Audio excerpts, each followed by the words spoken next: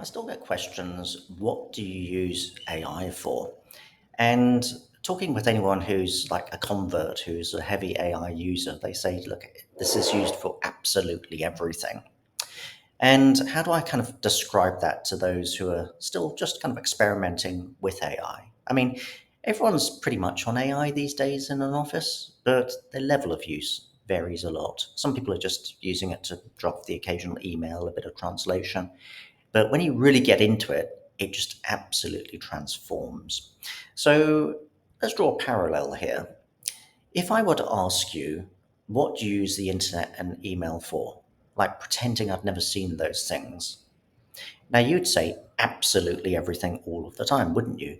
So, I mean, just some examples here, a little bit at random, booking a holiday, renewing a passport, online banking, booking a party, social media. I mean, you're just on it nonstop all day, aren't you? And if you try to even think of what do I use the email and internet for, it's just such a long list. You'd be struggling to come up with individual examples or just explain to a non-user why this is so important. Now, the same rule just applies exactly to AI. So someone who uses AI a lot, you ask them the same question: what do you use AI for? Now, it's a lot of similar things to what you'd use the internet and texting and everything for, but just a level up in capability. So, rather than just booking your holiday, you could be planning your entire itinerary with external research.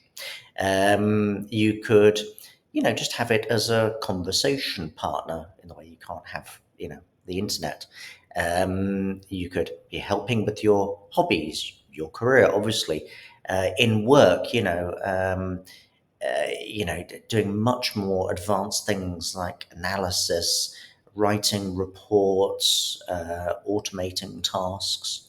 So, a heavy AI user, they say very often they'll put a number on it and say, "Look, my productivity is now 3 times higher than it used to be, and I can do stuff I didn't even imagine was possible before." So, and also how difficult is it to start on AI? It's no more difficult than starting on email or internet. I mean, how long does it take you to download an app for your email if you didn't have an account, or for to access the internet if you'd never done it before? It would take you literally a minute, and then another minute to learn how to use it because it's completely intuitive. The same with AI. You just download the app or even use the free version online if you want. And then it's so intuitive. You just press the microphone button and start talking to it like a person. And just if you're not sure about what it can do, just ask it, like, what can you do? Or like, okay, I'm planning a holiday. How can you help me? And if you don't ask the question, you don't get the answer, obviously. So it's just really simple to start. Now, some people get a little bit confused about saying, well, AI must be something very technical and therefore kind of complicated, and I need technical support.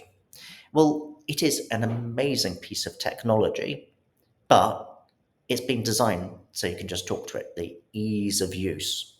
So you don't need an engineer or an IT programmer to help you talk to it. You just talk to it in the first place. And here I'm kind of joking around a little bit about kind of scenarios of when you would involve your IT department in something. So we're all familiar, obviously, with, let's say, with our texting apps. But imagine this scenario on the left-hand side here. Somebody's saying, "Oh, it's my girlfriend's birthday today. How do I phrase the text to her?" And if you phoned up your tech support desk asking that question, they'd be like, "What are you talking about?" But you'd say, "No, it's a text.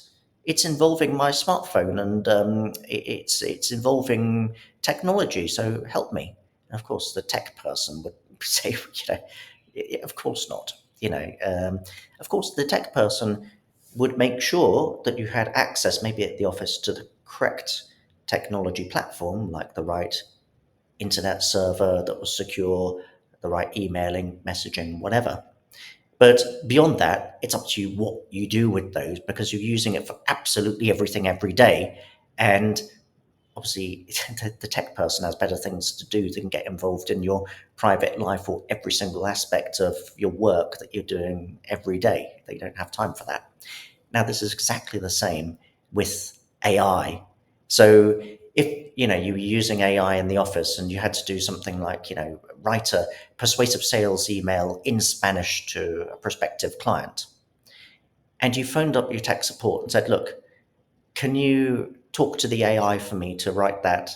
To prompt it to help me with that email." Again, your tech support would be like, why on earth are you asking me? And if you said, oh, yeah, but it's AI, it's kind of technology, surely that you have to get involved in it. Well, no. The IT person in your company, all they had to do was make sure, okay, you've got a company access to a secure company account so that the company's safe, hopefully some training on how to use the AI best. But beyond that, because you're using it every day for everything, they can't be involved in every single minutiae of your job or personal life either, quite honestly. So there will be within a company some very big, large, structured AI automations around maybe accounting systems, operations. That's one thing that the IT department may get very involved with. But a huge boost in your personal productivity is just going to come from your daily use. These things where I was saying about absolutely everything all of the time in your private life as well. So that's basically the message for today. To answer this question, I keep on getting still from people who are new to AI. Give me some use case examples. And it's like, name anything, you're probably going to be using AI on it once you get in the habit of it. And, the number of people now being, I suppose, converted over to being heavy users is increasing all the time, as one would expect.